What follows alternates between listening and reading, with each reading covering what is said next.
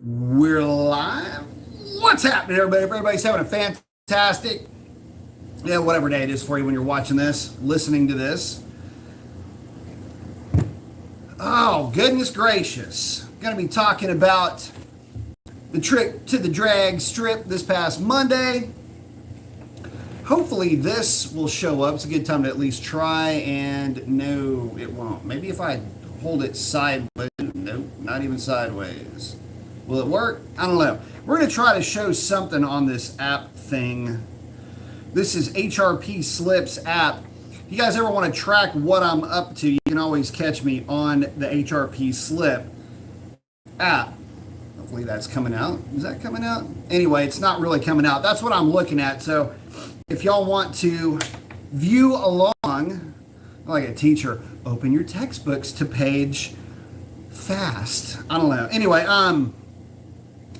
what I wanted to talk about was density altitude. You know, I get a lot of comments, and they're pretty easy to find. Oh, we only ran that number because the altitude density was so good, and oh my God, you suck, weatherman, all this other shit. It's pretty funny because I've got so many passes on this car, and guys, if y'all haven't watched the ride along videos, I try to guess the time before I can see the scoreboard, and based on the 60 foot, I can tell you what the car ran just about. That's what I'm looking at, by the way.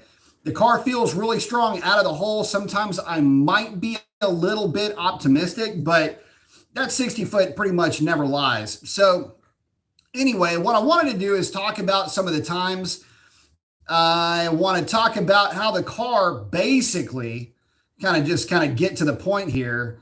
I wanted to talk about how the car was simply not giving a darn about density altitude. That car could not have cared less all day long. So to give you guys an example of what it is that I'm going on about. So the very first pass of the day, and I'm going to scroll up because I had I don't know, a dozen passes on Monday. I had a lot of runs. And what I was really there to do, because I didn't think I was going to be able to cover a number. In fact, I knew I wasn't going to be able to cover a number when we had a little bit of a late start. We basically hemorrhaged a bunch of density altitude early in the morning. And at first I was a little bit bummed out by that, but I'll tell you that it didn't matter. By the way that the day was going, this car would have run numbers like this no matter what the DA was. So let me get to this real quickly. There we go. What day was that? It's the 28th. God, I had a lot of passes on this day. I think it's like a dozen. And so on the day I was car number one, but the thing about it is that we also had the timing was done in M-Test, which is basically they're just saying go, they weren't paying much of attention to the car number, which is fine. So there's also some other passes in there that were mine that you may not see. Just look for anything that's a 10-teen or a 10 low 1020. That was my car. So tally them up because there is a ton of them. Worst 60 foot of the day was a 150. The car spun a little bit out of the hole, which was a real shame because if it would have gone a 148, which, the car felt strong, would have gone a 148, it would have been yet another 10-teen. As it turns out, the car still went a 1021 on that pass, even with its worst, and absolute worst 60 foot of the day. Oddly enough, the fastest mile an hour came at the very last hit with a density altitude of, actually, no, it was it was the last hit. Looks like a density altitude of about 127 feet above sea level. On this day, it trapped 133. For the most part, it was just at or just under 132 miles an hour. But all that being said, here's how the day started out. And get this thing rolled back into place. Started out the day with a negative, and this is crazy to even think about, started out the day with a negative 1,100 feet. Now, normally, that is the recipe for setting records, but it is, but it isn't. What can happen is making really good power, get a little bit of tire rotation out of the hole. That can kill a record pass. It's funny when you start diving into trying to run a number, you get so zoned in on trying to get hundredths of a second, thousands for sure, but hundredths of a second become really what you're going after. So the best pass of the day was a 1013 at 131.75. I believe I may have had a ride along on that one, and it was a 147 60 foot. Now I knew the car was going well, or I knew the pass was going well when the car cut that 147. But I knew that it wasn't going to get the car down into a 10.0. My car's got to be at least a 146 to get a 10.0 pass out of it, or at least close to it. But on that pass, when a 1013, that's at negative 1,100 feet. Again, if the car would have just hooked a little bit better, maybe if I would have shallow staged by 6 inches or whatever, because I basically just hot lapped the car on that hit, but I was still pretty focused on how I was staging the car. Anyway, long story short, you know the story. If my aunt had a package, she'd be my uncle. That pass had the DNA to run a 10.0. It just didn't. Now from there, I was playing around with launch technique. Tried to launch a little bit harder. The car didn't like it. I'd end up getting a little bit more tire rotation out of the hole and end up running a 1020. So basically, if you guys go on to the HRP Slips app and you look for any of the 1020 passes, that's me trying to launch the car a little bit more aggressively. The car would come out of the hole pretty good, but I had just a little bit of tire spin. It was killing, it was hazing, and it was kind of hurting my 60 foot a little bit. It's what it felt like anyway. But those were the more aggressive launches. When I chilled the launch out a little bit, the car seemed to like that. And that's when, again, you'll see 1016, a 1018, 1021. That's me trying to launch it a little bit harder with that 150. 1019 at 65 feet. So here's what I wanted to illustrate for you guys. Remember when I said the car went a 1013 at negative 1100? Well, here's a 1018 with a higher mile per hour, by the way, a 1018 at 157 feet. So you mean to tell me that I had a 1,250 foot swing in my density altitude? 1,250 feet, and that equates to 0.05 of a second. For real? My last hit, I think, was at 127 feet, and that was actually the highest mile per hour at 133. So I wanted to bring this to y'all's attention because, you know, a lot of times guys will get really wrapped up with density altitude, really trying to chase, well, the density altitude on that particular day when you coagulate the grains with the square root of the hypotenuse of who gives a... Anyway, look, you get the idea what I'm talking about. My car on this day didn't care. And I mean, I was, by the way, you can say, well, what about weight? How much fuel were you running? Guys, I was running a third of a tank of fuel all day long. I brought my jug with me, and every couple of passes, I would top the tank back off to about a third of a tank. The reason why I was doing that was to keep everything consistent. I wanted a consistent weight. I wanted to have, well, consistent fuel, but the fact of the matter is, the weight of the car was the same every single time going down the track, according to my gas gauge. So the main thing to consider is, you know, and by the way, data log the car, data look, car is as happy as a clam. 93 octane, no boosting, no additives, no gas mix, no whatever. Good old Exxon from literally right over there, and cars just clicking off numbers like you wouldn't believe. So let me get to you guys real quick and we'll get back into the data. If you got any questions about any of the data, feel free to go on to HRP Slips. Remember, on this day, I'm car number 1, and anytime that you see a 10-teen or a 10-20 or a 10-21, that's me. So just check that out. There's a lot of passes. So let me get to you guys real quick. Eric is in first off. Good evening, Professor. Got the flex. I like it. Chuck Rice is in. Good evening. Shift is in. What's up, man? Gary Fuller. What's up with the flex? Ryan McKenzie. What's up, Professor? What's up, Ryan? X is in. What up, Professor B? Got the flex. I like it. Gary's saying, love the ride-along videos. Thanks, man. I appreciate that. I like the ride-along videos, too. For some reason, I will... If some YouTuber, you know, you can have somebody about everything else, but if they've got ride-along videos, I just like to ride along with folks. I think that's fun. So it brings you guys, lets you kind of take a ride with me, which I enjoy that. Roy's in saying, what's happening? Got the thumbs up. KDC's big homie, what's up? Gary, thanks, man. I appreciate that. Man, that didn't pop up. Love the in-car runs. Thank you, Gary. Appreciate that, brother. Bruce saying, hey, B, got the hang loose. America and the Flex saying, just got done beating myself up at the gym while listening to one of your older shows. Sweet. I like it. I just got back from the gym, as a matter of fact. Cardio today. Man. Anyway, I'll get into the gym stuff later. Hang on. Hold up. Roy, thanks a ton, man. Saying, nice ride along, B. Do you race with a full tank of gas or almost empty?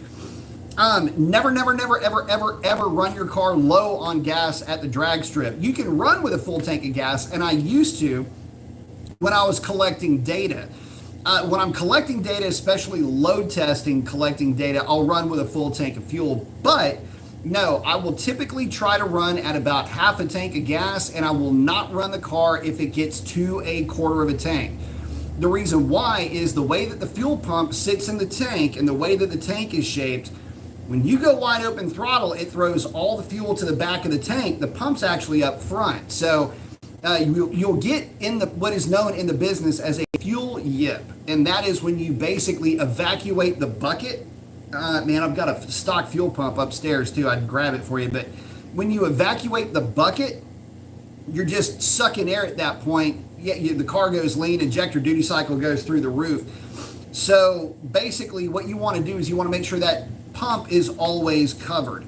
So for you LX platform guys, which is Challengers and Chargers, never, ever, and I mean ever, run your car with an indicated on the gauge less than a quarter of a tank. In fact, if your needle is touching the line on quarter of a tank, go put more gas in that thing. Because you actually got a little bit less gas in the tank than what you're actually indicating. From what I've seen, there's actually a bit of a disparity between what the gauge shows and what's actually in the tank. So the needle even touches that line, you're done, go put gas in it. But you don't need to run any more than half a tank to ensure that you've got a good amount of fuel. The trucks, on the other hand, a little bit different. You've got to run a minimum of a third of a tank in the trucks if you're launching them really hard to ensure that pump is covered up with fuel. But awesome question. Thank you very much. Gary Payne's in saying, hello, everyone. Kobe is in. Oh, Kobe's saying he had a Hellcat stock throttle body flake out. Kobe's saying launch softer is what I'm hearing. A little bit, yeah. I just wasn't real aggressive on the launch. When I was trying to really stall the thing up and cheat a little bit, it didn't work. In fact, it was kind of frustrating a little bit because I knew that I could at least try to drag something out of that car, right? Didn't work out that way. Hitting the converter a little bit harder by launching at a lower RPM seemed to make the car happy. By the way, oh my God, his screen name is escaping me. Anyway, got some really good pictures of the car. One of them, I kid you not, it might only be by that much, but it's pulling the left front tire off the ground. And it's like you get in there with a magnifying glass to see it. But Yeah, she was coming out of the hole hard. I mean, real hard. But, man, it's all in the 60 foot when it comes down to, again, just trying to capture those numbers. And again, Roy, thanks, buddy. I appreciate that a ton. Oh, Roy's saying, thanks for telling me how much gas you run. Yeah, listen, it's real important that you stick to that plan, too. I am guilty of breaking that rule.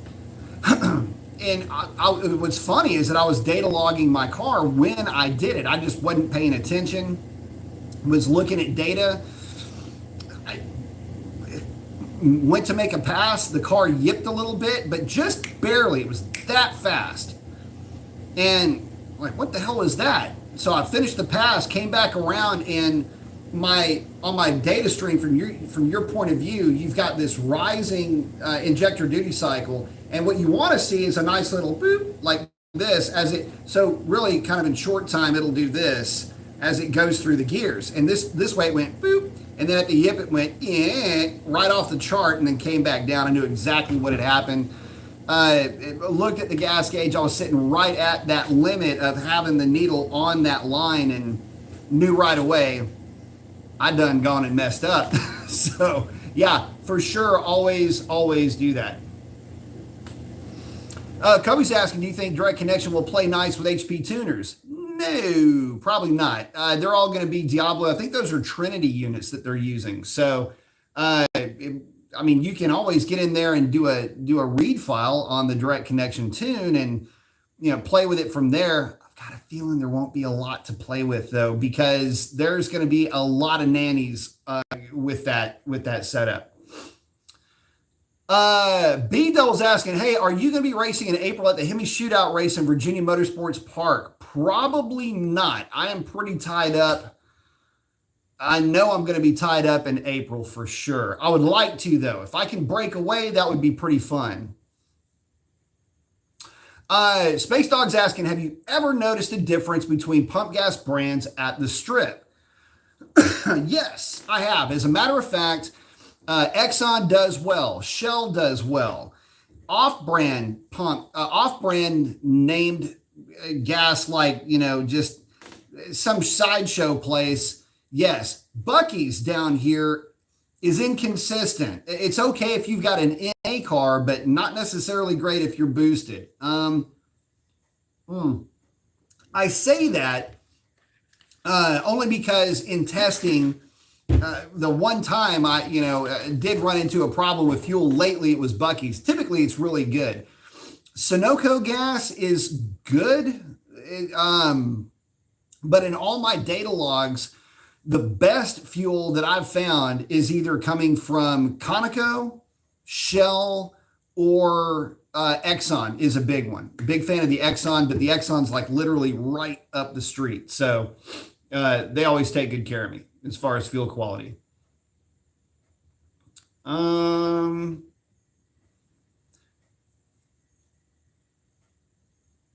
Eric's saying, I've got some ride-along video onboard camera at Big Country Raceway. I'm slow, though. Also, the track is for sale. Where's Big Country? Is that a quarter mile? Where's that track at? Kobe's asking about P66. Man, I haven't seen a Phillips 66 station in forever. But I've never heard of anybody running into problems with that. QT up north is good also.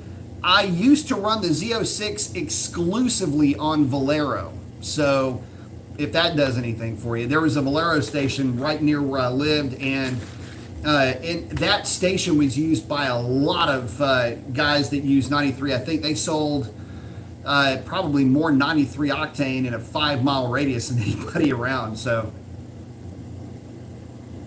but yeah, Shell's good, but I haven't heard anything about Phillips 66. Randy's in from Middle Tennessee. Eric's saying 8th Mile in Abilene. What if we could expand that? B Mason Raceway sounds pretty cool. So getting back to the car getting down the track, again, funny how the car went literally from its very best pass of the day all the way to its last pass of the day, or second to the last pass of the day, I should say. Actually, no, it was third to the last. The last two I tried to launch a little bit harder and it just didn't work out. Really was, I mean, I'm a glutton for punishment. So anyway, 1018 at 157 feet, which is putting us 1,250 feet away from where we started the day. Now, the good thing about the day is that grains were non-existent. Low humidity day, which was really good. But again, the problem comes with these air charges. And low humidity, great air quality. Data looked fantastic. Knock sensors weren't freaking out. Pretty happy. Car was doing just fine. But early in the day, you know, I just can't run as much timing on those air charge rows because I'm running 93 octane. So I might be hemorrhaging a degree or two of timing based on just the air. Because as the air went away, my timing came up, which basically made the car make a little bit more power, but it was basically making the same power that it was making with the better air. So it evened everything out. And just so happens that the car was running identical numbers. Imagine that. So anyway, it was a fun day at the drag strip. Got a chance to talk to some folks. Rarely get a chance to at track rentals. I'm typically running around like a mother hen. But on this day, I was having a lot of fun. I know that there's the cars that were there, we didn't have a whole lot of people. Matt with Mo's Performance was there and cracked the boost only TRX record. My man dropped a 9.999. It don't get no less into the nines than that, but you know what? It's still a 9. And he got a 9 and I didn't. So anyway, Matt, congrats on that, buddy. Super awesome. So he got a 9 with the TRX. That's a boost only TRX. There was an awesome running Trackhawk there as well. Also really fast. So 1320 was there. Very, very, very, very race prepped. 1320. Car ain't good though. So I gotta say, had a lot of fun, and again, got an opportunity really for seat time more than anything else. And guys, you hear me say this all the time. You gotta play. You gotta have time behind the seat, or behind the wheel, in the seat, out there running the car. A lot of times it's not necessarily about covering a number. It's about just getting better at what you're doing. And in this case, I was playing around with RPM differences in the launch of 200-300 RPM. And taking a look at how does the car respond? How does it 60 foot? How is it getting out of the hole? How does it launch and then settle? You know, is it bogging coming out of the hole? All of these things that I'm playing around with, realistically, I could have launched the car, let it go through 1, 2, 3, and then gotten out of it. I mean, that's really the gist of what I was looking to do, is try to perfect the launch as much as possible. And I'm here to tell you, the car did all the work. I mean, I'm just the you know, dumb meatbag behind the wheel. The car was doing all the work. And again, you can see in the time slips, she is as consistent as you could possibly hope for a car to be. So I hope you guys like the ride-along videos. I love doing the ride-along videos. I used to be real animated during the ride-along videos, especially with Shalandra. That car was a lot of fun, but the Hellcat, I'll still get pretty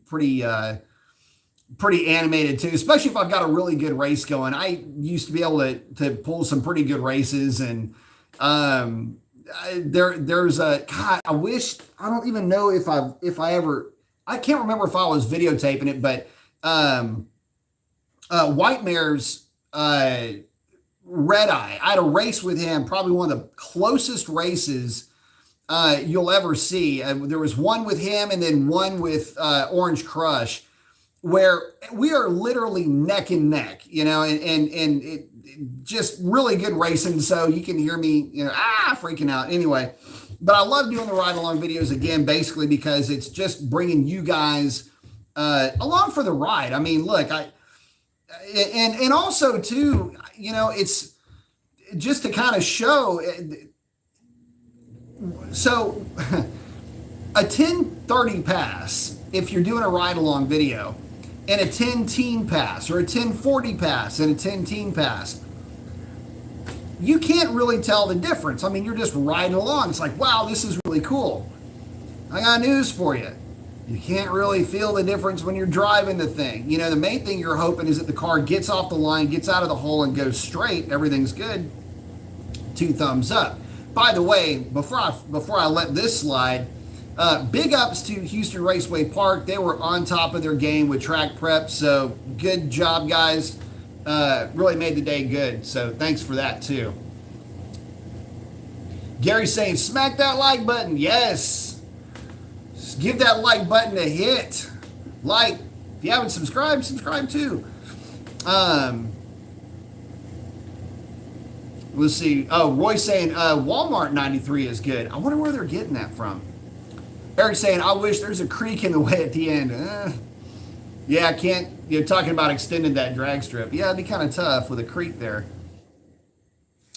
B-Double saying, which tire would you recommend between the MTET Street SS and the Nitto NT05? Ooh, man, I've had a lot of success with both tires. I've gone deep into the 9s with both tires. The NT05 is more stable at higher speeds. When I say higher speeds, I'm like 150, 160, 170. The NT05 feels a little bit more stable.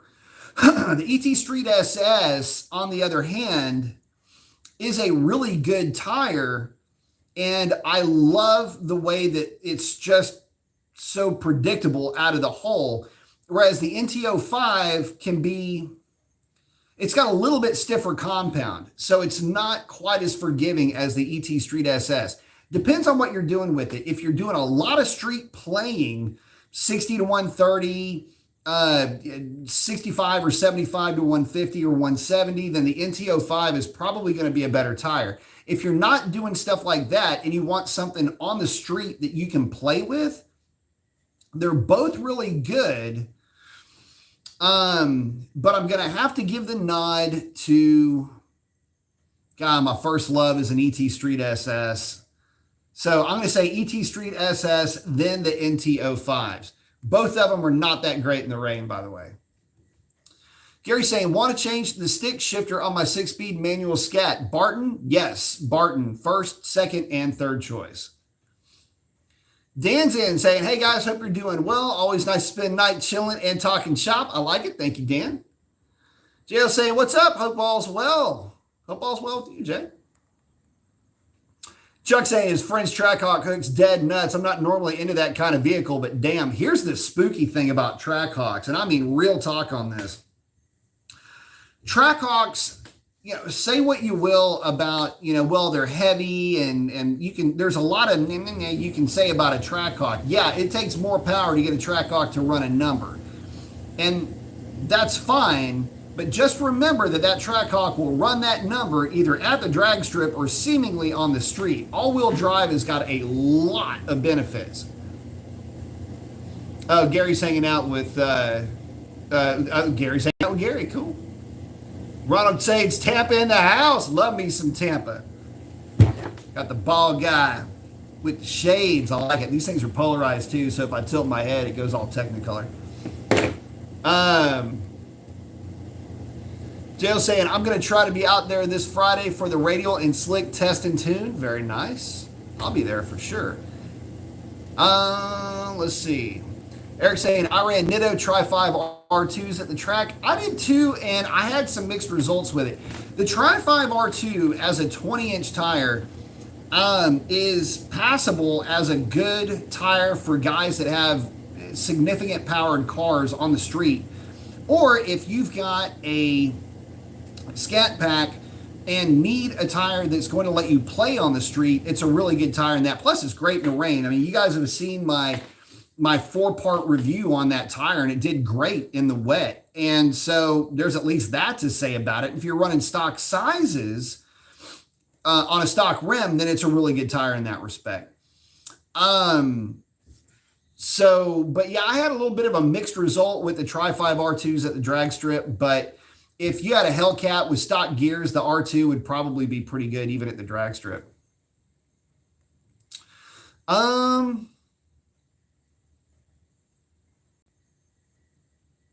let's see. Randy's saying a few videos ago, I think the 08 run on that one compared to the previous ones, I sent a text before you got the slip saying it was wicked. The sound was different. So look, that car, I actually soft launched it, let the car warm up, made sure the car had plenty of heat in it, not hot, but I mean, it was just like kind of the operating temperature. And Chris and I were talking, Orange Crush and I were talking, and we're going, it's like probably gonna be the last pass of the night. I was going, yeah, and I'm looking at the gas gauge, and I'm right at the level, like right at the limit of where I wanted to run. And I was right at that, just below a third of a tank. And I was going to go ahead and make a hit. And I just made a pass, and I forget what the car ran on the pass before. And I had run a 12. The car was running really good. We had really high barometric pressure that night. And I was like, man, and I videoed that one. It's a ride along on that one. I was like, let me get one more video with this. And so, let's see, pulled the cars around. He went before I did, and he dropped a 1017. And his car is pretty much, it's got both seats in it. He doesn't have a bunch of stuff pulled out of it. And I put basically my tune on his car. And it goes out and runs a 1017, and I went, man, that's really good. I'd like to, just be able to answer one of the passes that I ran earlier. So I get up there, do the burnout, stage it, and just barely loaded the car up on the converter and drilled it out of the hole, thinking, okay, this is going to be the pass. Either it's going to hook or it won't. The car dead hooks, and I'm telling you, it got my attention like that. The car, I think in fact, even on the 1012, it actually went a 146 on that one, but it didn't feel like it did on that 08 pass. So I was shocked. And that thing was screaming out of the hole, and it caught my attention, and I'm looking at the board and I'm going 146, but it had never launched like that, especially on the 1-2 shift. It had a little bit of a shimmy on the 1-2 shift. And here's the thing though. Was it on that pass? I think it was on that pass. I think it might have been on that pass. No, it's a different pass where you can see my car actually shift over at the top part of the track. It was actually pretty humid that night, if I remember correctly. But yeah, that thing, it did sound different. It came alive. X is saying, hit that like button, y'all. Hold on. I got to do the flex with the bald guy with the shades. I like that. Oh, Randy's saying Barton 100%. The hearse is okay, but cannot compare. Yeah, Barton's really, I can say first, second, and third choice. Gary saying, I do wish MGW made a shifter for Dodge. All I used to run on my Fords. That's all I used to run. MGW is what I had in the Vet, the Vipers. All the Vipers had MGWs. In fact, it's kind of weird that Foxy doesn't have. I think Foxy's got an old B&M shifter in it, which works great. Chuck saying Joker's packages running Hellcats in the 8s. Oh yeah, there's tons of guys running Hellcats into the 8s. Getting 8s out of a Hellcat's actually not as tough, and I guess when you're around it a lot, but yeah, getting, a stock supercharger, with a 200 shot, a little bit of weight reduction. It's an 8-second car. So, in fact, it'll go deep into the 8s, that combination. B-Double saying, thanks for the reply. I'm going to get the ET Street SS. I also just ordered a Nitrous Express Proton Plus wet kit. Do you think my stock 5.7 will be okay with a $150 shot? It will with a tune, as long as you've got a tune that will manage that 150 shot. Yeah, it should be fine. The 5.7 is a little bit under stressed. I would like to see your 5.7 with a different exhaust though before you go hitting it with nitrous, but you know, it should be okay. Yeah, you're going to obviously pull timing for sure. For every 50 horsepower, you're going to pull a couple of degrees of timing plus one for the hit. So in your case, you'd pull, depending on where you're going to hammer the thing, you'd pull 5 degrees of timing through peak torque and 4 degrees of timing at peak horsepower, give or take. Again, depending on how you're hitting that thing. Gary's saying, Barton it is.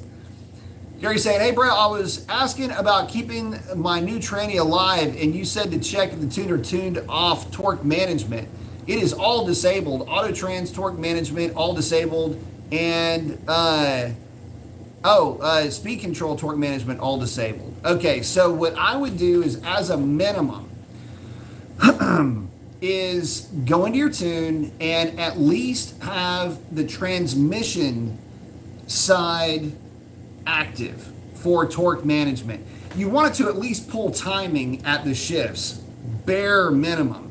But yeah, I'm not a big fan of killing torque management. I just haven't seen it. Picture like this. Oh, please. So picture like this. I did testing with this on several occasions. Actually, a few different cars and trucks for that matter. So really, I've done it about 4 different times. Taking different vehicles to the track on the same night, made the changes at the drag strip. The problem is that there wasn't enough of a difference to justify pulling all the torque management, or at least killing torque management to a significant amount in terms of picking up ET. So let me just give you an example. Let's say that we're talking about a car that runs 13 O's. Could be anything. Could be a truck. Could be a really good running 5.7. The thing runs 13 O's. Fun car, by the way. So it runs 13 O's. If I kill all of the torque management, it doesn't necessarily mean it's going to run a 12.9, like a 12.9 flat. It's certainly not going to run a 12.8 if it ain't going to run a 12.9 flat. What I found is between having all the torque management in play versus having none of the torque management in play, and I mean none across the board, it was about 0.5 on its widest, like on the widest margin that I could find. But even with that, if you just killed the engine side and let the trans alive, it was practically the same as running none at all. But the thing is that wasn't consistent across the board. I'll tell you what happened. With a 392 package, killing all the torque management in sport mode actually hurt the ET. At least, not by much, but it was a few hundredths of a second versus having basically none of the engine but the transmission in play. That went quicker. Go figure. So yeah, make sure torque management is in play. You at least want the thing to yank timing on the shifts, because running full power through those things, that's really not how they're designed. And it actually helps the thing shift a little bit more quickly. Gary, man, thank you very much. Bro, dude, seriously. Wow, thank you.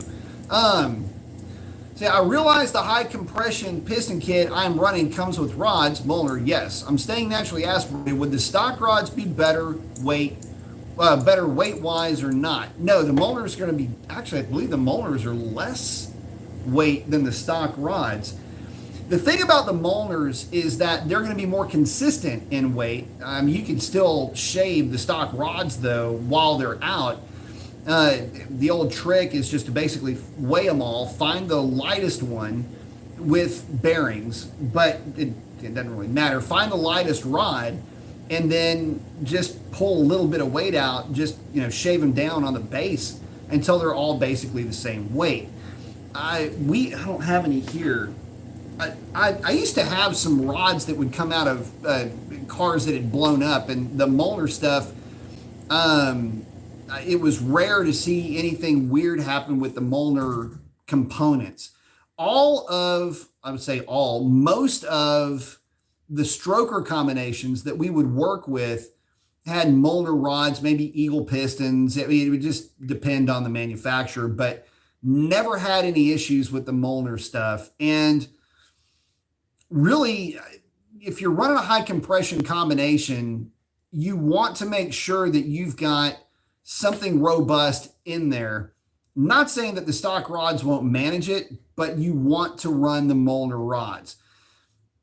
If you decide later on that you want to hit it with the squeeze, you want the rod there. If you are going to be spinning these things to significant RPM, you're going to want to run the rod. The problem is the powdered metal stuff is pretty good, but it's not Molnar good. And again, if you're spending the money, go ahead and spend it on those rods.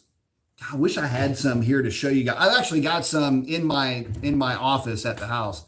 That's actually what's holding that table up is parts out of blown up engines.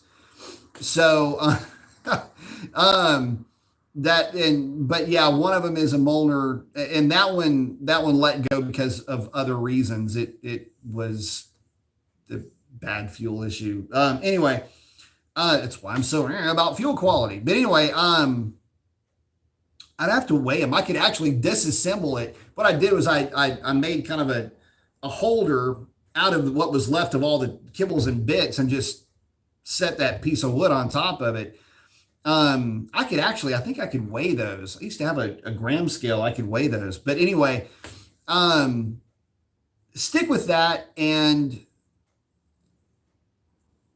I think you're going to be real happy with the results, especially when you're talking about longevity. If it's, and also too, if you decide later on, look, I want to go with, a different intake. We want to mix this thing up a little bit, get it to where it's going to spin at really high RPM. You want to know that your rotating assembly is going to be able to manage that. And that's really what you're paying for. You're paying really more for peace of mind. Now, with all that being said, I've never seen, let me think about this for a minute. I've never seen a stock rod flake out because of RPM or power, really, for that matter. But here's the thing. I don't like pulling cracked rods apart, putting them back together. Stick with the Molnar stuff. I think you'll be a lot happier with it. But thank you very much, man. I really do seriously appreciate that. Gary, thank you, buddy. I appreciate that, man. Didn't have a question to go with it. Maybe it might be one up here, but other Gary Lackey, thank you very much, buddy. Gary saying, thanks, Pete. You bet. Absolutely.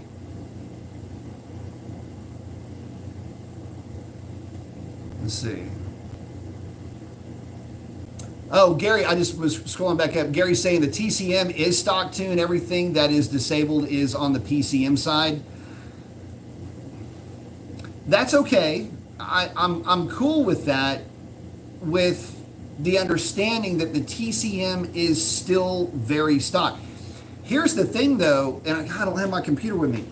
It's not in the computer that you find the TCM torque management for what I'm talking about. It's actually on the engine side. If you go into your HP Tutor software, go into engine, click on engine, torque management, and then go into, you'll see the screen. I believe it's on the first tab that'll pop up under torque management. And you've got engine, you'll have basically the menu, and then underneath that at the bottom, you have the TCM. You need to make sure that TCM is showing enabled and not disabled. Your engine side can say disabled. Transmission side will say potentially disabled. It's okay to run full torque management. By the way, Orange Crush runs 100% full torque management. And that was part of the agreement that I had was, look, if I'm going to mess with your car, it's not going to be like, I'm not going to try to get the nth amount of whatever out of the car. It's just going to be a really strong, fast street car. that's got a lot of nannies still in place so that it keeps everything hunky-dory and happy. So anyway, just know that coming into it, I've had a lot of experience with that. And, again, I was, trained by one of the best when it comes to that, Alex Pites. And, both of us were real persnickety about transmission tunes.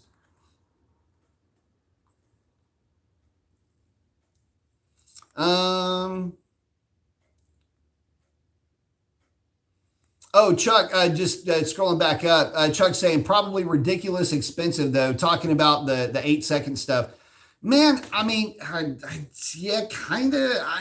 Look, all of this stuff is expensive. Make no mistake about that. But the reality is that you can get there. I mean, 8-second cars are pretty easy to put together. I say it, well, all you got to have is the money for the parts. You're just parts away from doing it. So, 4 fuel system, triple pump, you're going to be running, in some cases, a Maggie supercharger. If you're running the stock supercharger and you're running a 200 shot on top of that, you can always do that. But I would obviously suggest a fuel system to go along with it. Significantly bigger injectors, a tune, and a tuner that can work with you, because none of these cars are the same.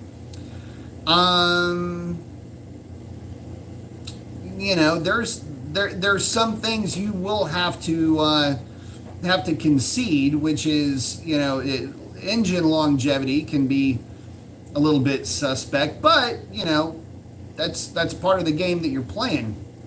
Even with a built short block, when you start spooling these things up to that level, anything funky can happen. So, it's not like you just build an 8-second car and it just gets out there and runs 8s and you don't have any issues with it. It's actually a frustrating proposition to own an 8-second car. And if you've never owned one, well, let me take you down just a real quick, just kind of skip through the daisies with me about owning an 8-second car. The problem with an 8-second car is that it always is trying to be an 8-second car. The issue with most guys' 8-second cars is that it's really a 7-second car in a 10-second body. So what I mean by that is you've got a lot more power than you can really utilize. And on the street, it gets annoying, because now if you try to play around with the thing, go watt at any mile an hour, it's going to start smoking the tires. That's adorable when you've got, a 9-second car like Racer X's Excessive, a mid 9-second car where you can just map the throttle and it still accelerates, but it's hazing the tires up to 150, 160 miles an hour. Street tires, that is. What gets scary is when you're 8-second, and I mean a modern iteration of an 8-second car, not some old dude with a car that ran 890s at 147 miles an hour. 152 miles an hour, where it was all down low and no mile an hour. We're talking about, 870s at 153, 157 miles an hour in some cases, a minimum of 150 going through the traps. And I mean, dead minimum. That's probably if you're laying out of it, because most 8-second passes are going to put you in the low 160 range, for a respectable 860 car.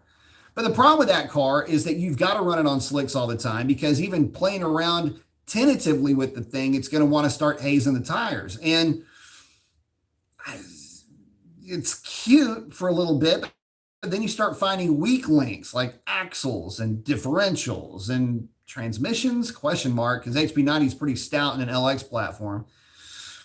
You start finding weird weak links, like belts don't like to hold together and just goofy stuff like that. So it's a lot more satisfying to want than it is to have an 8-second car.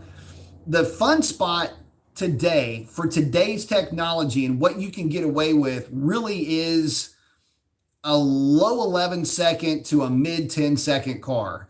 If it's an automatic. If it's a manual car, I'll say that number is going to come up a little bit. It'll be more like a mid 11 to a low 11-second car. That is your fun zone. Anything outside of that, erring on the side of faster, let's just say that it can have a nasty habit of not only draining your bank account with breakages, but draining your joy of being in the hobby. Now, I've been around a lot of really fast stuff. I've owned a lot of obnoxiously fast stuff, and I can tell you that looking back at it, if I'd have just left a couple of my cars in the mid 10-second range, I would have been a whole lot better off.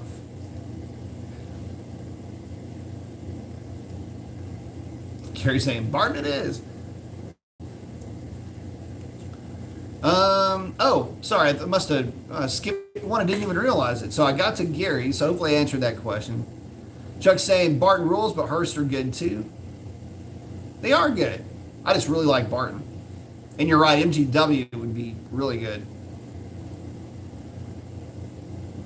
Roy's saying, finally got first on the like button. Nice, I like it. B-Double saying he straight piped the exhaust. That is going to be a loud car. Ken saying, seems like our cars are more outside temperature and humidity sensitive than density altitude when racing for consistency. Anything with high compression or boost is going to get affected more by humidity, the conditions, because you're taking the conditions and you're amplifying them in your car. Think about it. If you have a belt-driven boost generating appliance on your engine, supercharger, then it is going to be in like a positive displacement supercharger with a Hellcat or a Senti. You're still relying on atmospheric conditions to generate X amount of boost, and everything in the atmosphere is going to conspire to make a certain amount of boost at a certain RPM. Whereas a turbo, it's got a wastegate. So yeah, it still has to suck in air, but it'll keep sucking in air until it pops a wastegate open, right? So, it will make the same boost when other means of boost won't make that same boost. So, but yeah, they are. It's fairly significant, actually. How they'll follow DAs, or rather how they'll follow conditions. Humidity is kind of a weird one. Dan saying, hey guys, question about the hood shield cushion in the Challenger. Does it hurt anything by removing it? Will it keep the engine bay cooler? I don't think it hurts anything. I've seen quite a few guys that have removed that, and I'm not sure that they've had any negative results with it. Gary, again, thank you very much, man. I do appreciate that a ton. Thank you so much, man. It means a ton to me, brother. Gary's saying, the TCM is stock too. I saw that one earlier. Walter's saying, Comp Cam says that on their dyno, their stage 1 supercharger cam produces an extra 129 horsepower with an Edelbrock 5.7, the 1534 supercharger. Have you observed this? Oh, man. Okay, so all I can say to that is kinda. So if you put a supercharger on an engine, doesn't matter what it is, that engine will make its power plus whatever the supercharger adds to it minus parasitic loss.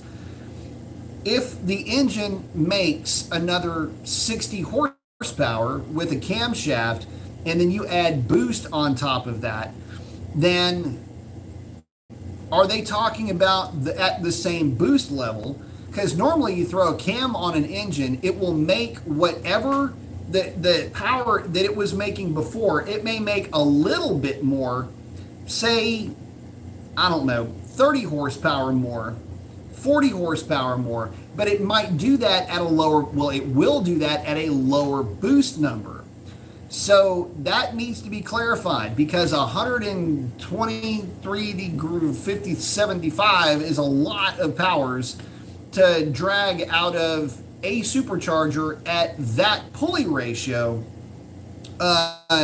engine for engine. It doesn't matter if it's in a Hemi, an LS, a Model T, Wright Brothers, it doesn't matter. The engine's going to react identically no matter what.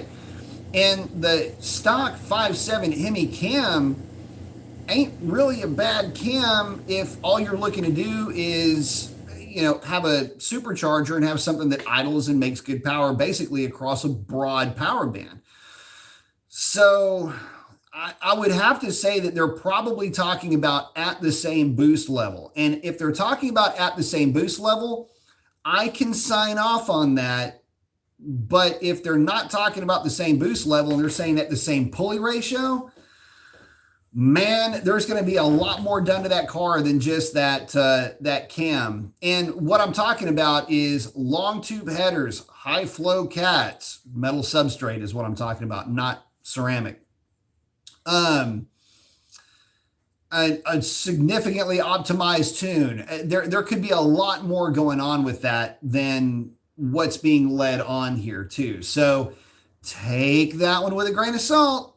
But from what I've seen, again, take an engine, makes 300 horsepower just because it's easy to play with numbers. If you add 7 pounds of boost to that thing, you're adding 8 pounds of boost. Let's be real generous here. If you're adding 8 pounds of boost to the thing, you're adding half again an atmosphere. So with no parasitic loss, that 300 would be a 450 horsepower engine, right? Minus parasitic loss of 50 horsepower brings it down to 400 horsepower. See what I'm getting at? So if I add a camshaft to this thing, well, the camshaft is going to increase efficiency. When we increase efficiency, we're going to lower the boost because it's less of a restriction now, or there is less of a restriction for the boost to cram into that hole. So in this case, now we're at 400 horsepower, but our boost level, instead of being at 8 pounds, drops down to, say, 6 pounds. We lose a couple of pounds of boost in this.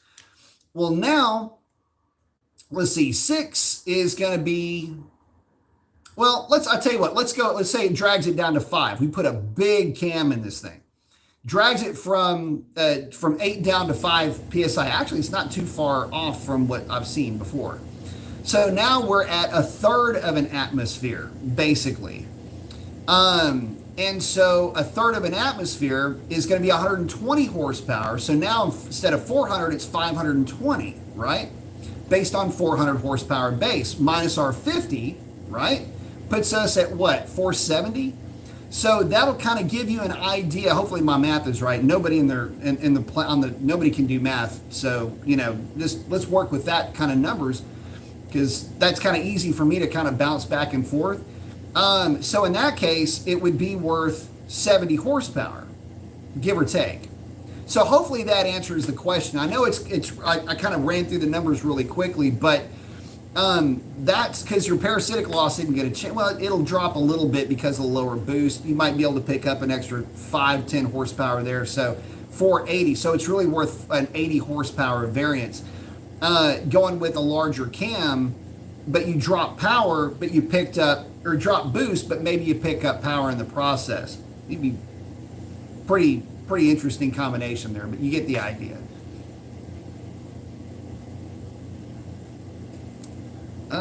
Let's see. B-Double saying, is 2014 Challenger RT modelist, straight pipes, no mufflers or rezos. Engine Evolution 5100 cold air intake, enclosed design, and 100 to 150 shot of giggle to be installed soon, and a tune and MT. So my main thing with that is be careful with the nitrous.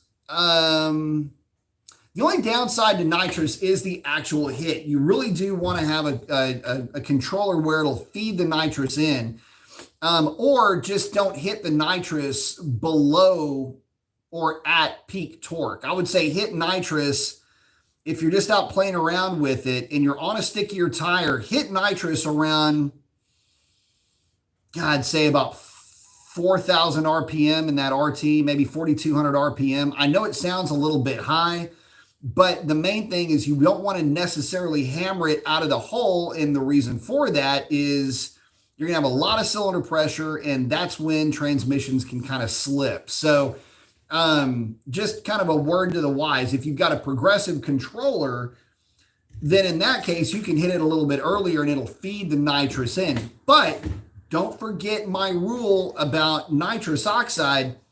Make sure, and I mean make sure, that you are swapping out those solenoids at least once a year. Always, always, always bleed your system down when you shut the car off. Always purge it, bleed the thing down. When you turn the bottle off, bleed it down, and then remove the line at the bottle for an extra level of security. Now, when you start the car, the main thing that you want to do is don't have the nitrous on, but don't have the bottle necessarily on when you first start the car. Start the car with the bottle off. That way, if there are any leaks, you don't have nitrous in your intake manifold when you go to start the car. That's how you create spectacular shrapnel, by blowing your manifold completely apart. I've seen that happen. It's spooky when it does happen.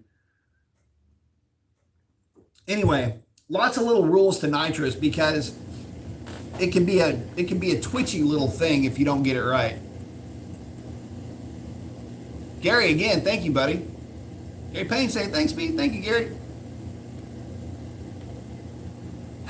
Eric saying, I got an 8-second truck, 8th mile though. Hey, 8 seconds in the 8th ain't slow, dude. That's a fun truck.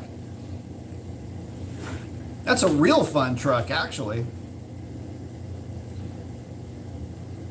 Oh, Randy's hanging out with Gary saying, you will like that Barton shifter. Oh, yeah, for sure. Gary's saying, thanks, Randy. Walter's saying, appreciate that. Thanks a bunch, Pete. You got it, brother. Charles asking, 2007 Dodge Charger RT. What rear diff do you recommend? Currently running BBK long tubes with high flow cat straight through exhaust and a 91 octane canned Diablo. Well, it depends on what you started off with. So if you've got a 262, a 309 with a limited slip, is going to be an inexpensive hop up for your car. 309 actually be a 308, I think, for that year. But you get the idea. The 3.0 gear will be good for that. Now, if you want to go with a Gatrag 370, that would probably be my choice. The only problem is they are crazy expensive. If you get your hands on one, you're doing a pretty good job. So the 392 is significantly less expensive. The only downside to the 3.92, if you've got an 07 with the, with any of the transmissions, doesn't matter what it is, the 392 can be a little bit buzzy on the highway. At 80 miles an hour, you'll be turning like 2,800 RPM. Not necessarily bad. It's just, if you've got a gear in the car now that allows you to cruise at, significant highway speeds, 75, 85 miles an hour without the thing rattling your eardrums out, the 392 is going to be a pretty decent departure.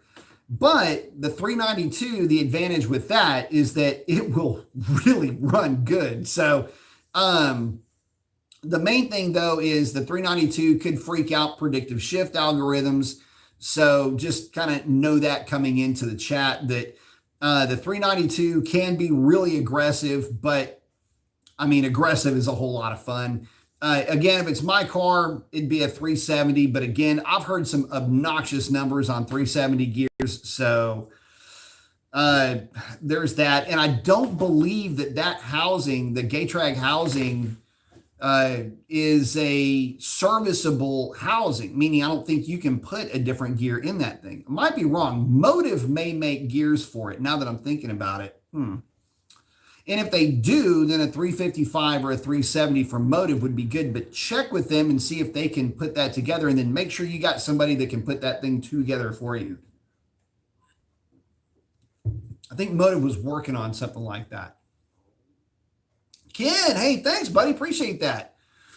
Asking, how many passes do you think you will get with your red eye / demon drive shaft? I have about 500 passes. Should I be getting nervous?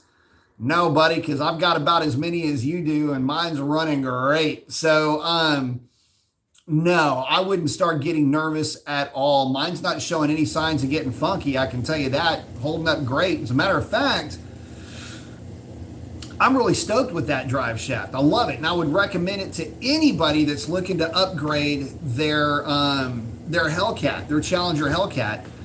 It is a bolt-in upgrade. It is the absolute heaviest drive shaft assembly you can get. I know. Okay, fine. So it is. But it is silky smooth at any mile per hour. And, hey, it's a parts bin piece. So there's that at least. I know that there's some guys that have been running that twin CV unit from DSS and have had nothing but good things to say about it.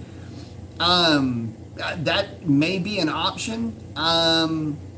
You know, with it being twin CV, it's an easy install, so there's that to consider. But I gotta hand it to them. Dodge really did a good job with that red-eye drive shaft. And again, I've been launching the hell out of my car, no issues. And I'm not even as, you know, coming out of the hole nearly as strong as a stock Demon or even a stock Hellcat, stock Red Eye for that matter with my Hellcat. So, yeah, I would have to say that I don't think, I mean, unless that carrier bearing is just completely shot, and then in that case, might be time to get a new one. But mine's not making any noise, and it is silky smooth with, I'm trying to sit here and count how many passes I've got on my car, man, and it's got to be close to, it's got to be about 500 or 600 at least.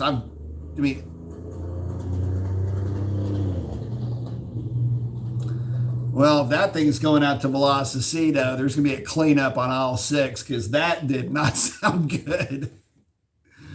For those of you guys that don't know, that studio is very near Velocito, and on occasion you'll hear guys either drive by and pipe it up on their way out, or they will be hitting or going out to hit Velocito at about this time. So just a quick heads up, that's what's going on out there. It happens all the time. Oh, Ken's saying he's running 309 gears with 17s, 305 Mickey ET Street R's. Let's see. Hang on a second. Yeah. Oh, yeah. You'll be in good shape. I mean, I can't imagine. I mean, you got to remember, you got to look at it like this. The Demons, there's guys with Demons that, like, they live at drag strips. That's all they do with that car.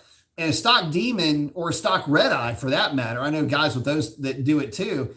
A stock Red Eye, if you're foot braking the thing out of the hole, I don't think you're going to ever run into it'd be a long time, I personally believe.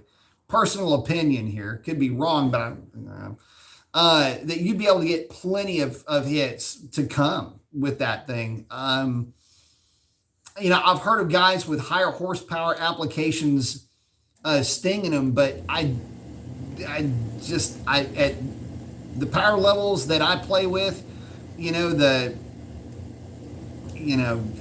700 horsepower, 750, 800 to the flywheel or to the rear wheels.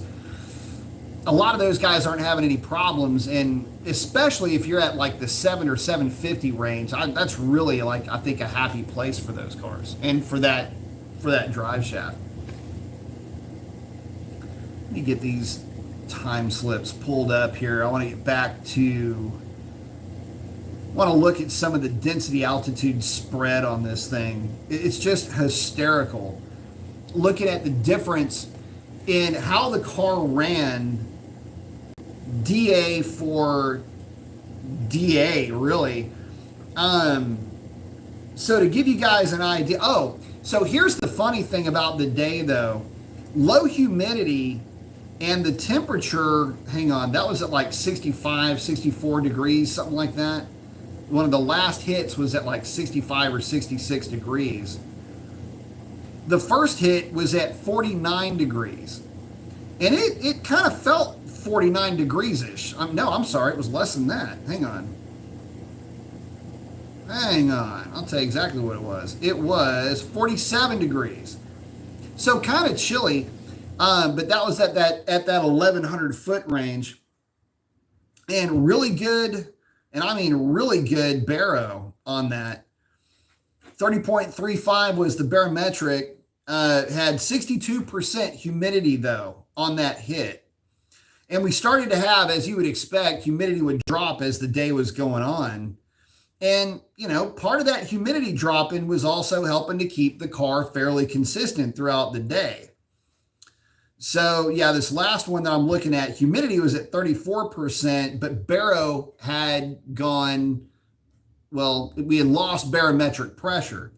So with all of that happening at the same time, it in essence made a situation where, yeah, the barometric pressure was really good and the density altitude was crazy, but it just, the car didn't care. You know, that DA number, the car literally didn't vary more than 0.05 of a second from its best pass to what it wanted to run basically for the balance of the day. And by the way, for the balance of the day, I'd have to go back and look at the, let me clear this thing out here real quick. If I go back and look at the M-test numbers, the car is just trying to run a 1016 basically for the most part. If I was doing my job, it would run that pretty much every time down the track. Which I thought was hysterical. Because here it is, goofy, good DA, but you know, not nutty DA. And it's still running the same numbers that it was running at negative 1100. So let me see something here. The M-test passes. Hang on. Trying to pull one of them up for you guys. This thing's driving me nuts. I did have one flub pass, by the way. Couldn't believe it. So,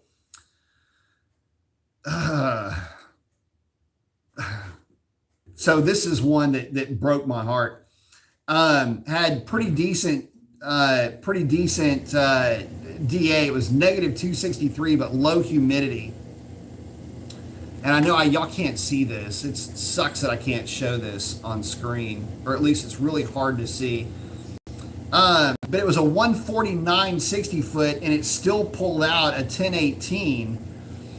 And it was one of those situations where I had actually, if this is the pass I'm thinking of, this is one of the ones where I'd stalled it up a little bit more than I should have.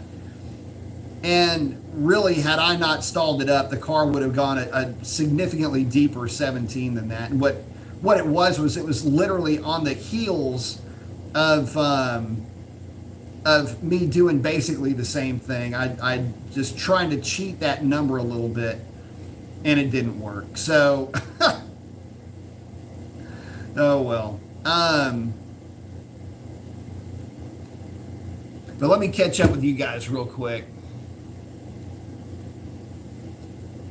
Let's see. Oh, Sean's asking, what's opinions on the ATI overdrive super dampers?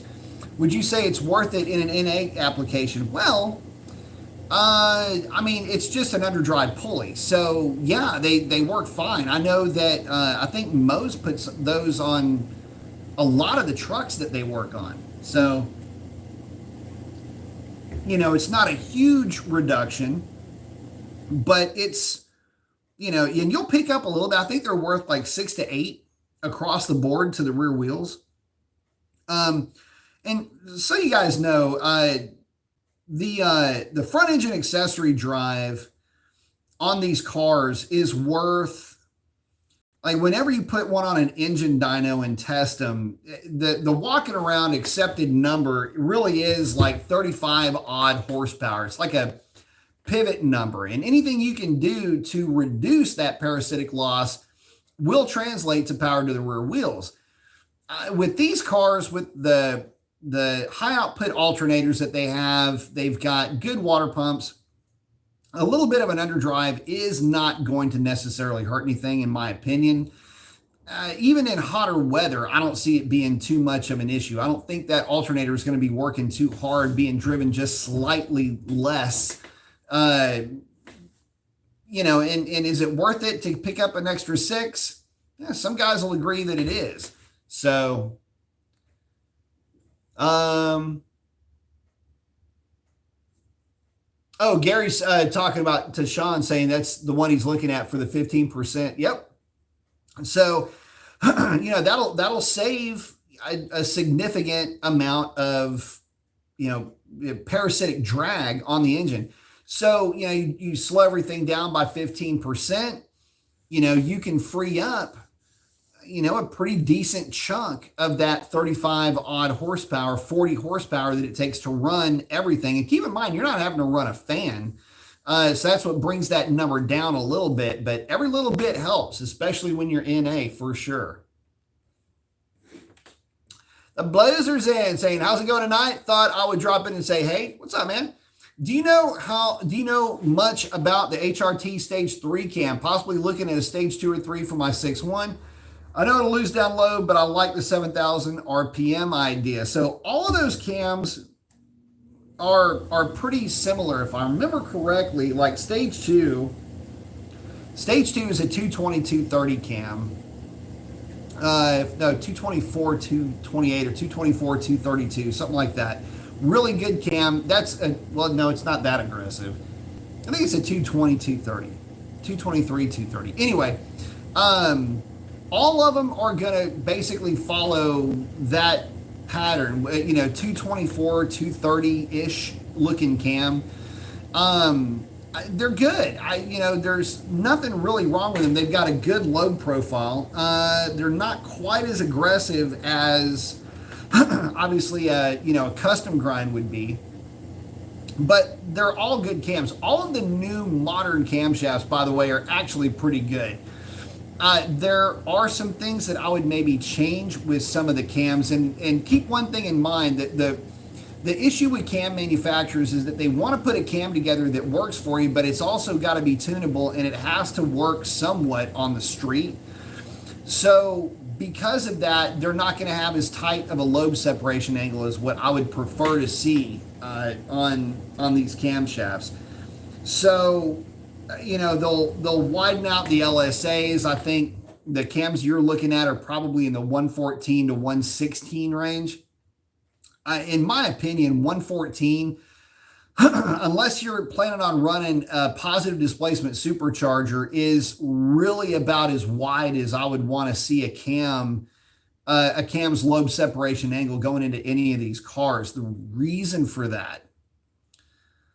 So let's take a ride in the Wayback Machine. So when comps first started putting camshafts out for these cars, they were really shackled by the fact that tuners really hadn't wrapped their heads around Mopar. You had to speak fluent Mopar to be able to tune one of those camshafts, especially if you tried to get the lobe separation angle nice and tight, which will build a lot of mid-range power, which is what the manifolds are really, really good at.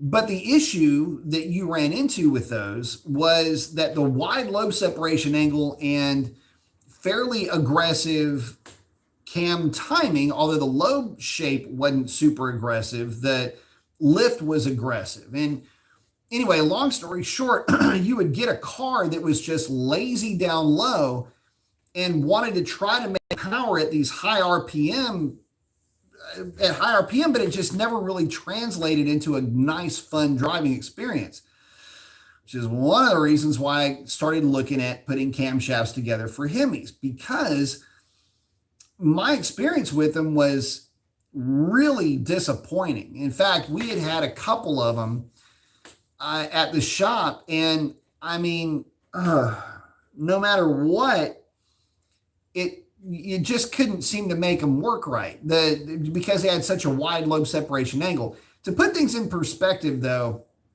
your stock 392 cam, for example, is probably one of the best.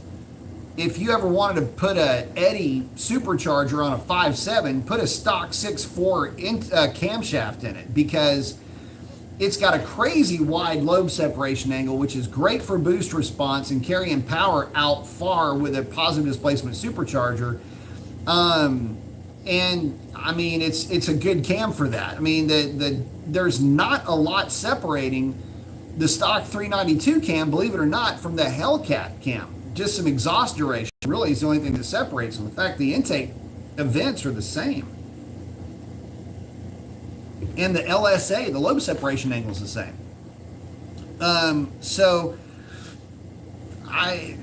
in that respect, if you're going with an NA car, what I would say, and it's going to be a 6.1, you're going to need some compression to go along with this, but you can still get away with stock compression. I would say intake center line of about 109. Lift doesn't matter, just whatever will work. 580, 590. Lift is irrelevant really once you start getting that high into the lift. With these heads, it matters, but it doesn't matter a lot. We're talking about the intake side right now. Exhaust side, you go, 560, 554. Not as much lift on the exhaust side. It's kind of where you can crash a valve. But duration of like 226 on the exhaust side, you're looking at like 232, give or take. The good thing is that you've got a 6.1, and so you can actually run a more aggressive cam on a 6.1 because you have higher port velocity. That's why I'm saying 226, 232, intake center line of like 109. Tighten up that lobe separation angle to like 113. I mean, you could really go 112.5 if you wanted to, but 113 would be fine with that intake that you're running. But you're going to have to get somebody to tune it that can speak Mopar. I'd suggest, really Alex Pites be a good place to start for remote tuning. If you got access to a dyno, more is the better on that. But that would be a good place to start for your car. And again, I'm used to talking about the VVT cars. Like Comp 274 is the first one that comes to mind. Comp 274 cam, believe it or not, is a really, really good supercharger cam. It's got 100, if you're running a centrifugal supercharger, it's got a 114 lobe separation. Is it 114? No, 116 lobe separation angle, if memory serves me correctly. And I mean, it works great for posi displacement superchargers too. It doesn't suck. So, but again, for NA though, you got to know the specs. And again, you have to make sure that you're working with a tuner that is on their game and knows their stuff.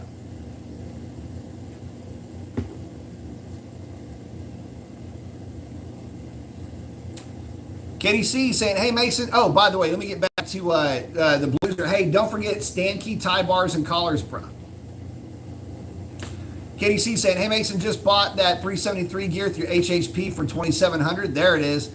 Now with my Joker cam and 3,500 installed on my 5.7 Challenger, what do you estimate it'll run in the quarter? I don't know, man, but I need to know like when you're taking that thing to the track. It should run on par with any of the 392 cars, without a doubt. If you're on a drag pack, low 12s should be like a foregone conclusion. You get yourself in some good air, you can get that thing into the 11s, especially with a 3,500. But again, the tune is going to play a big part in that. And I can tell you that, like I say, if you talk to Justin, I mean, that car, his dad's car will run no problem with a 392, especially from a roll. So, let us know. But low 12s for sure. If you catch some really good air, you'll be giving every 392 all it can handle and then some with that combination. And the reason why I'm so excited about that, yeah, KDC's 5.7 is a 5-speed car. That's fine. Yeah, no, for sure. Even more is the better, because so there was a dude, golly, man, and this is the thing that sucks, because I never got the guy's name. And the guy disappeared, but he had a Nag 1 5.7. Not sure what cam. This is a while back. I mean, this is back in like 2016, 2017. Nag 1 5.7 car, 373 gear. He was doing his own tuning with it. Again, not sure what camshaft was in it.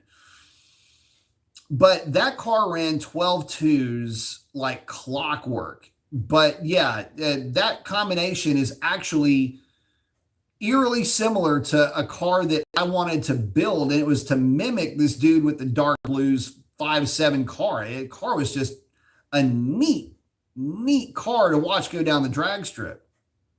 And it was pretty well drag stripped up, but I mean, it still had an interior. I don't think he was running a sway bar though.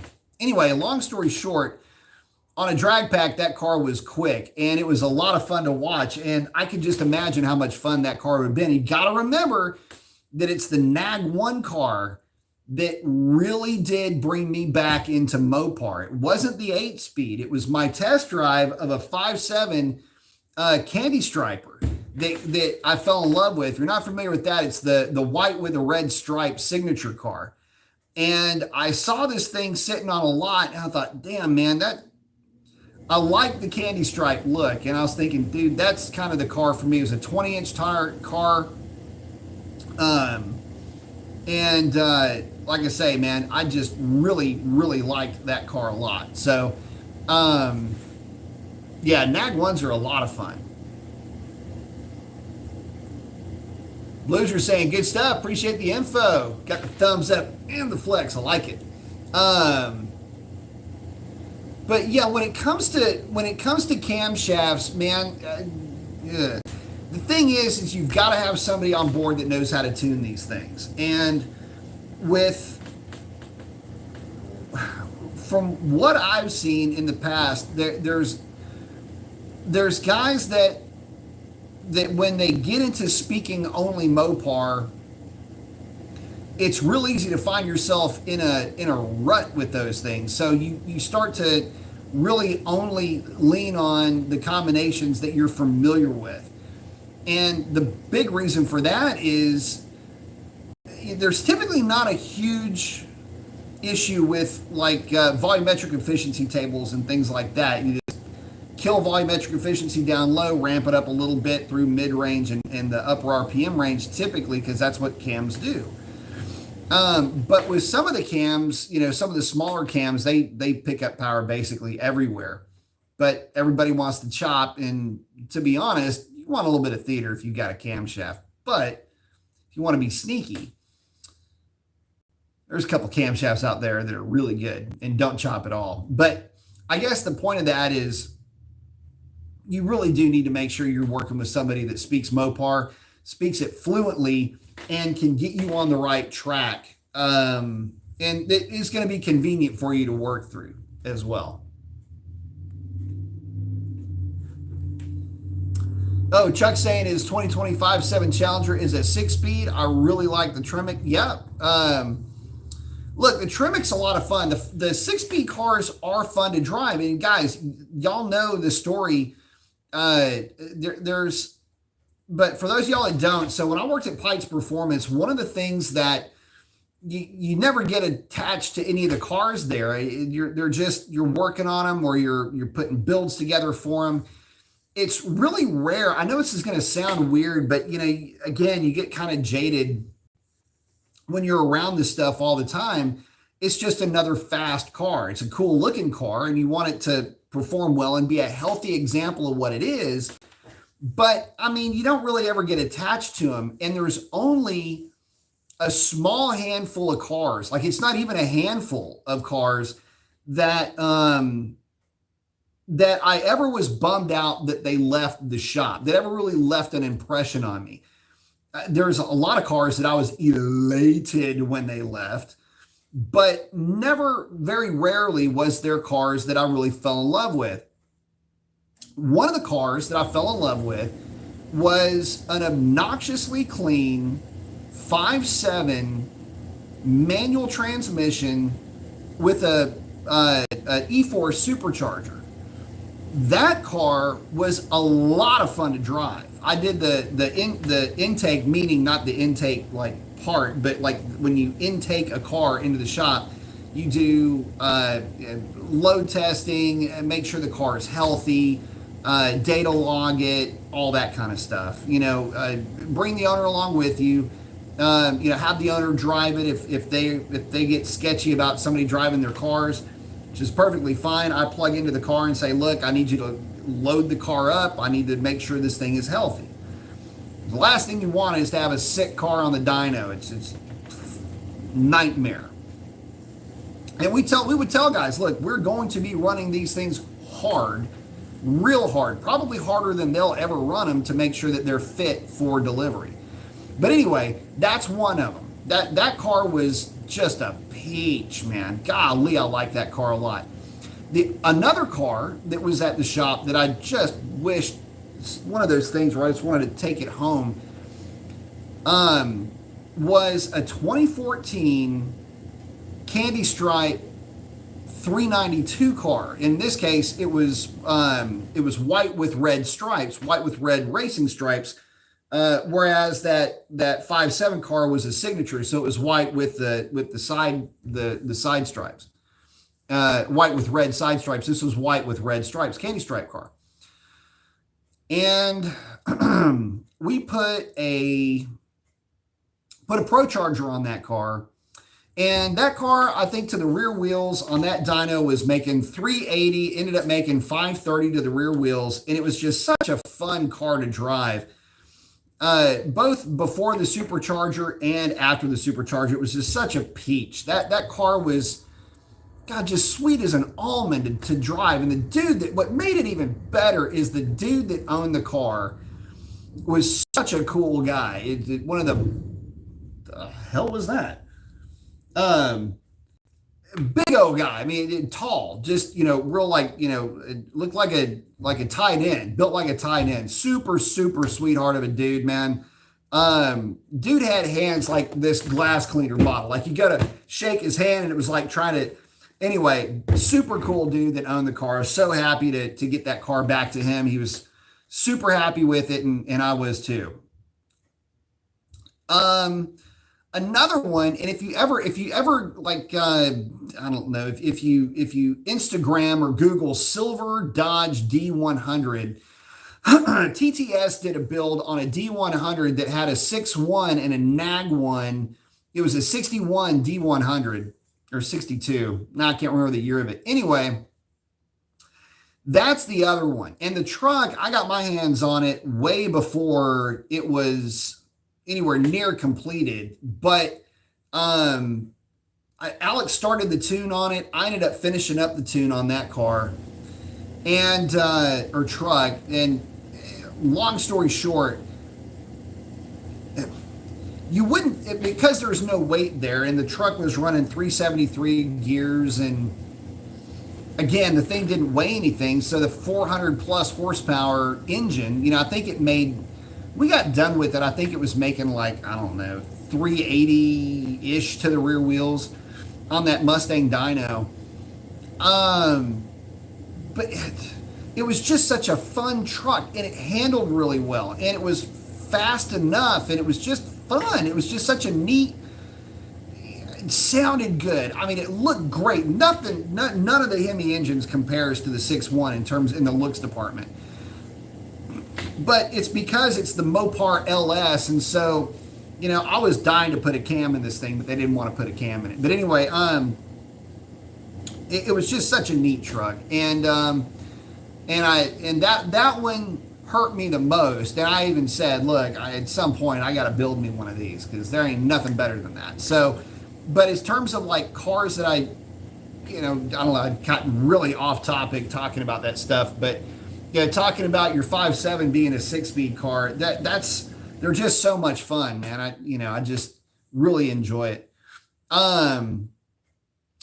Beto was asking, what are my thoughts about the CamMotion Titan 1 camshaft for the 5.7? If I remember correctly, I think the Titan 1 is a small camshaft. It's been a while since I've even looked at the CamMotion stuff for the Hemi, but if memory serves me correctly, I think that's a 218. Golly, I could be wrong. 215 or 218, 224 cam. I could be completely wrong with that, but I think that's about what that cam is. And I'm trying to remember something that is, this is a memory that's got a lot of age on it as far as that stuff goes. So, if it's the one I'm thinking of, it's not a bad cam necessarily. If it's the one I'm thinking of, I think it had kind of a tight lobe separation angle. It was like a 215. like a 215 or a 217, 222 on a 112-ish, maybe. I'm probably wrong about that, but let's say that's not that cam's profile. That profile, that 217, 222-ish, but on a tight LSA is actually kind of a neat cam if you're looking to build something that's really snappy. If you've got, some converter to go along with it, that would be a good cam for you, for sure, on a 5.7. But you got to have the tighter LSA to really make it work. And you need to have it ground advanced too. You got to have that thing at like about a 107 intake center line. 106 might be a little bit too aggressive, but 108 would be a good center line for that cam also.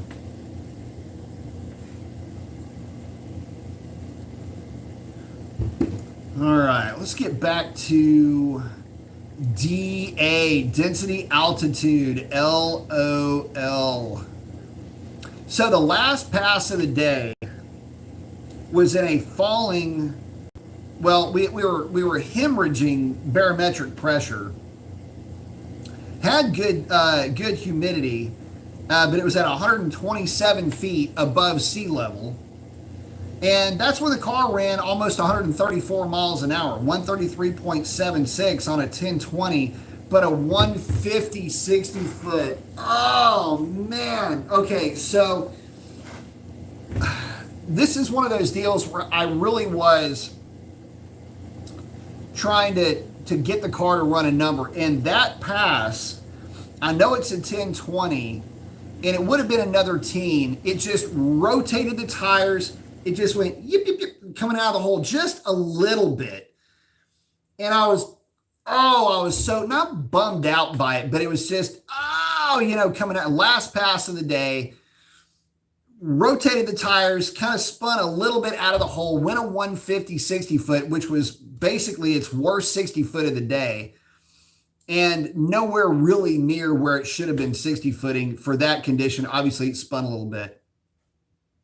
Oh man, it was on a roll though on the big half of the track. She was on a hunt, and I'll put it to you like this. Let me kind of illustrate it for you. This is how good she was running on that pass. 108.18 through the 8th mile. The pass that I had made right before that was 108.33. But it literally was catching the other pass on the back half of the track. Oh my goodness. Oh, but density altitude wasn't near as good as the other. Okay, so let's do this. God, this drives me nuts. 108 and change through the 8th. Let me do something real quick. This is how good this car was running at the end of the day when the density altitude had actually gone up by like 1,100 feet at least. So early on in the day, if this thing will work with me, because now it's developed a silly sense of humor. Okay. Check this out. Let me get the 1013 pass pulled up. Car just got faster and faster as the day went on. On one of the 1016 passes, it was going 108.5 through the 8th. She was just trying to. So on the, this is killing me. On that 1013, the 1013, it was doing 108.66 through the 8th. So anyway, oh goodness, hang on a second. Roy, thank you very much. Saying here's $10 for the next ride along. My man, thank you very much. I'm hoping to get you guys a ride along this Friday.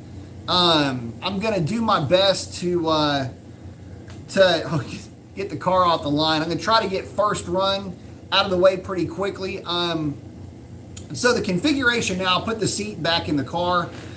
And that's pretty much how the car is gonna sit for the rest of the year. I don't think, Could be wrong, but I don't think we're going to get air that's going to really be down in the basement anymore. We might get some negative DAs in April, but I'm going to leave the seat in the car. That way it's in, you know, a real 2 people passenger type configuration, and just get out there and run a bunch of 20s. It's already run teens, deep teens actually, with both seats in the car. So that's, you know, I'm going to run the car, and it's a little bit more, how can I say this delicately?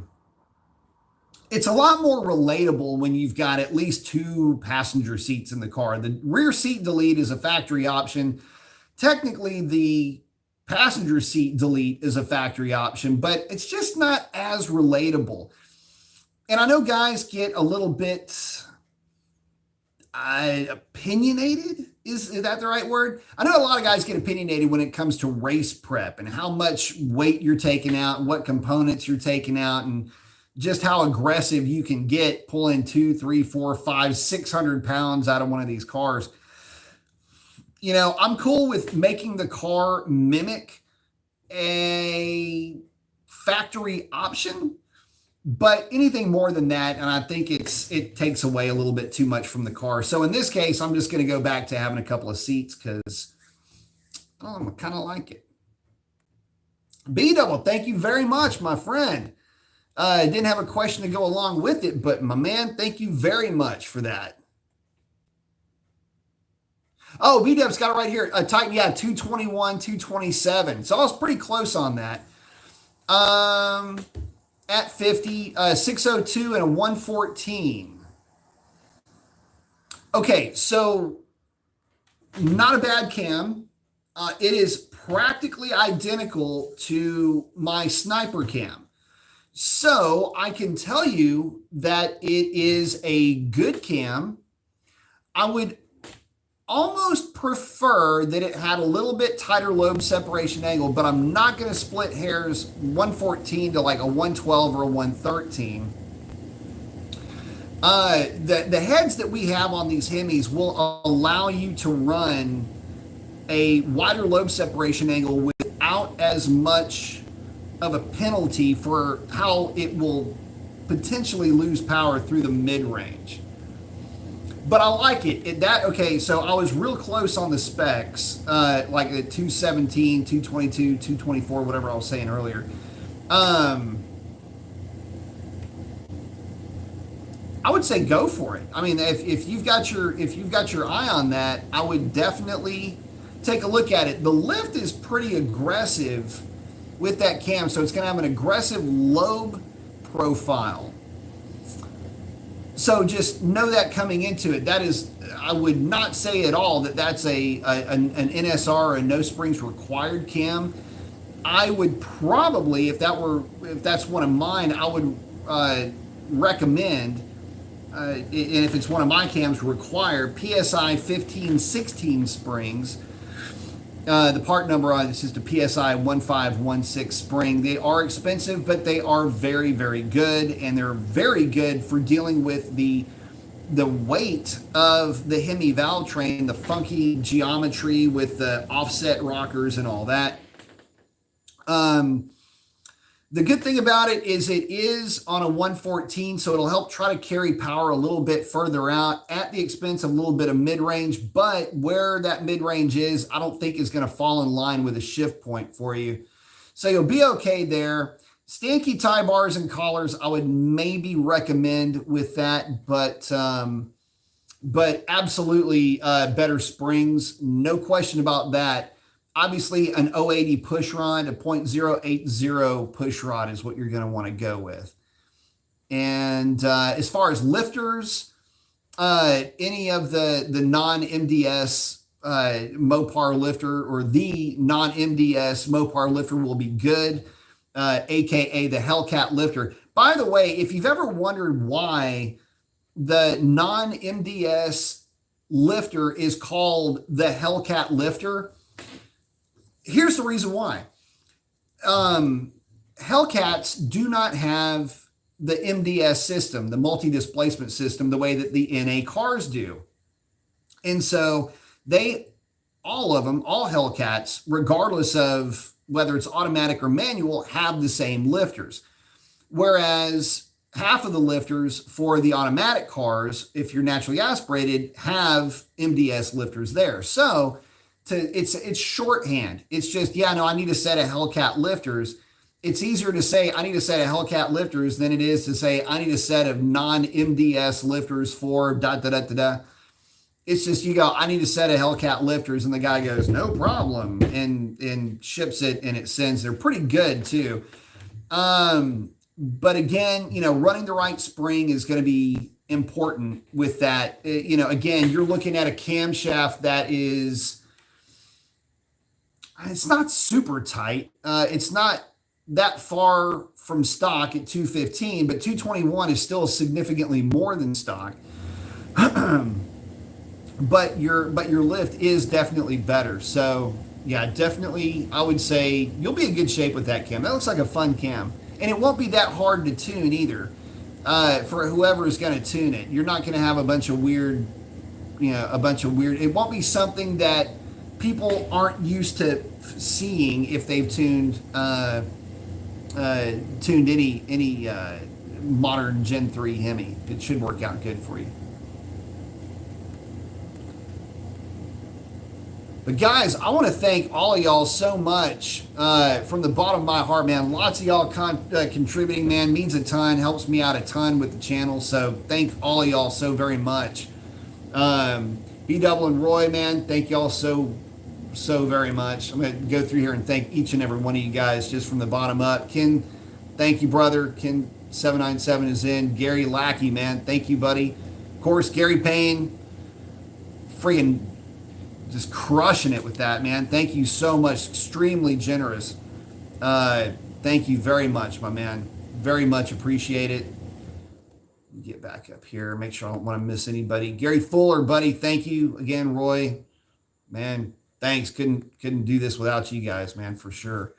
But I mean, you don't have to. I mean, y'all are going heavy on this one, guys. I really appreciate it, but man, please don't feel obligated. I'm not telling you not to, right? But I mean, just seriously, thanks, guys.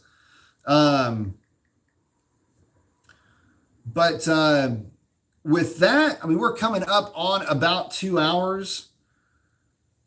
The main thing I wanted to do with this is I wanted to illustrate for you guys. And again, go on to HRP Slips, and you can count down the number of passes that I made on Monday. If you see any pass with a 10 teen, or a real low 1020, like a 10.20, or car number 1, that'll be me.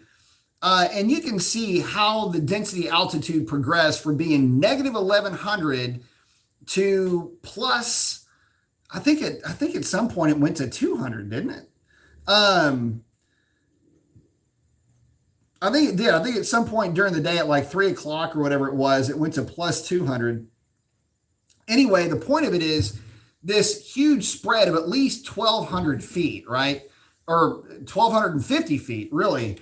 And the car really didn't care because of how the weather changed.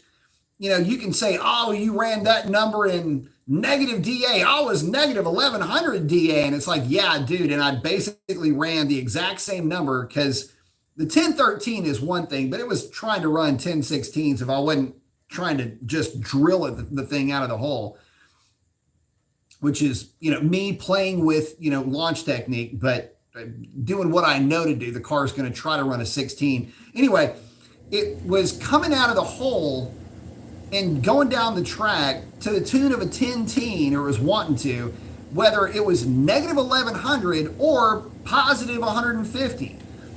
That is a huge spread in density altitude. So just because you see a number and somebody says, oh, well, it's just because of the DA. Well, you guys have proof. And again, you can go to HRP Slips, and the date was 2/28, February 28th, 2022. And you can pull those up and see for yourself. The density altitude on that day did not matter one absolute bit. As a matter of fact, the car got faster as the day went on. So anyway, But again, I want to say thank y'all so very much. It means a ton to me. Could not, would not do this without you. Love each and every one of y'all. And with that, I'm going to go ahead and wrap it up because I got to wake up crazy early in the morning. So guys, get out there and do something cool for somebody. Chances are they need it more than you know. Ray, miss you. Love you, brother.